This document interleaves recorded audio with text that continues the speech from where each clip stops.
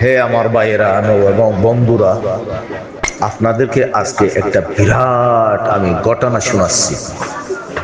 এই ঘটনাটা শুনে আপনারা কিছু সেবক নিবেন। একদিন এক বাদশা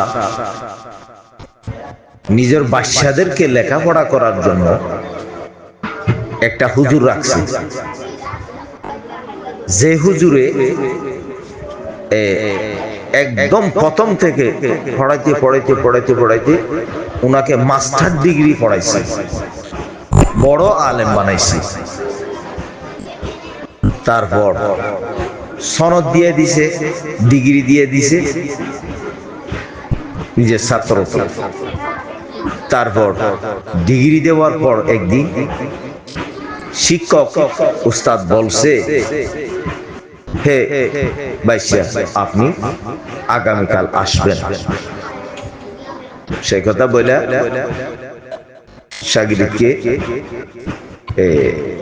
আগামীকাল আসার জন্য আহ্বান করছে।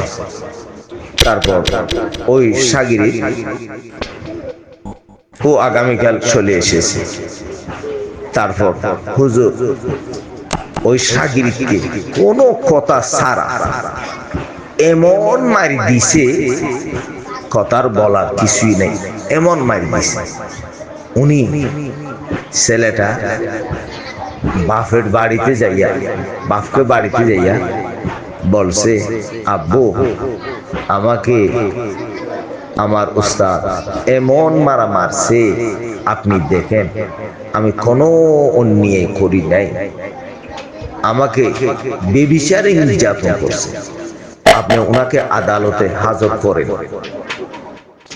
তারপর বাপ দেখছে, দেখিয়া সন্তানকে বলছে, হে আমার ছেলে, আমি কার জন্য বিচার করাবো?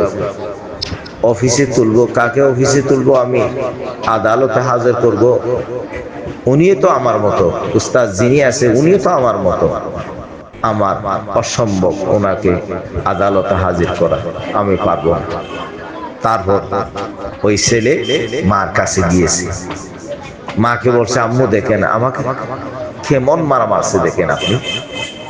তারপর আম্মুকে দেখেছি, আম্মুই সে কথা বলছে, আমি কি বলবো, উনিও তো আপনার আব্বুর মতো, উস্তাদ যিনি আছে উনি আব্বুর মতো, আমি আপনার হুজুরের জন্য বিচার দিতে পারবো না।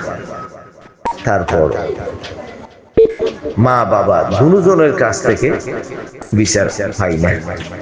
তারপর এই সময় যেতে যেতে যেতে যেতে যেতে প্রায় 22 বছর পর বাদশা ইন্তেকাল করছে।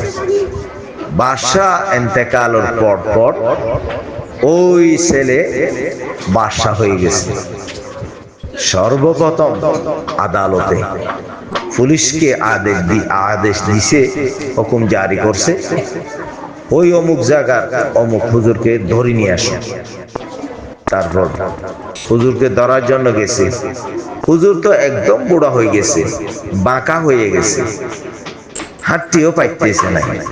তাহলে তবেও কিছু কষ্ট বিষ্ট কইরা আদালত অফিসে হাজির হয়েছে। তারপর ওই ছেলে শাগিরকে উস্তাদ থেকে জিজ্ঞাসা করছে, হে আমার উস্তাদ, আপনি এই কথাটা স্মরণ রাখছেন নি? ওই অমুক তারিখে আমাকে আপনি কিসের জন্য মারছিলেন? আমি তো কোনো দোষ করি নাই। তো তারপর উস্তাদ শিক্ষক জবাব দিছে, হে আমার ছাত্র, আপনাকে আজকের দিনের জন্য আমি মারছিলাম, সমস্ত সেবক দিছি আপনাকে, কিন্তু এই সেবকটা দিছিলাম নাই, একদম শেষ ফলে আপনাকে এই সেবকটা দিয়েছিলাম, আপনাকে মারছিলাম। আমি জানি আপনি একদিন আমাকে এই কথার জন্য আদালতে হাজির করবেন, সেই কথার আজকে আপনাকে উত্তর দেব আমি। আজকে এই কথার জন্য আপনাকে মারছিলাম, আপনি তো আমার থেকে জিজ্ঞাসা করবেন নিশ্চয়ই। তাহলে এমন আপনার জন্য একদিন আসবে যেদিন আপনি সংসদে পার্লামেন্টে বসে বসে আপনি আপনার রিআয়াকে লোকজনকে কি করবেন, জুলুম করবেন, নির্যাতন করবেন, বেবিচার অত্যাচার করবেন।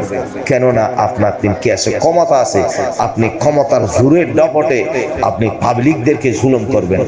সেই জন্য আজকে এই কথা আপনার মনে থাকার জন্যই আপনাকে আমি কি করছি, একটা মারি দিয়েছিলাম।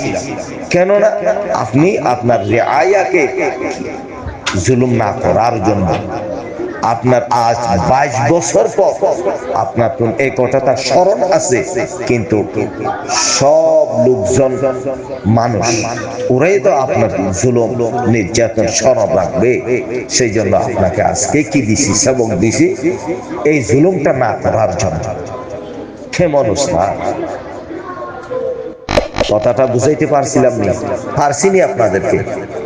আমিও তো বুঝলাম। ও ভাই, আমার ভাই বন্ধুরা, এই সমস্ত কাজ আপনারা করবেন নাই।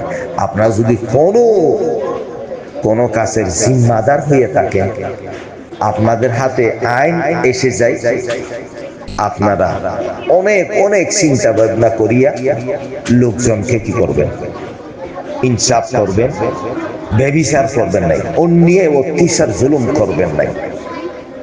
জুলুম লোকজন রিআয়া বরদাস্ত করবে নাই। যে মালিক আছে প্রভু আপনাদের, উনিও কি করবেন, বরদাস্ত করবেন।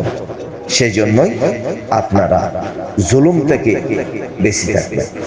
আসসালামু আলাইকুম।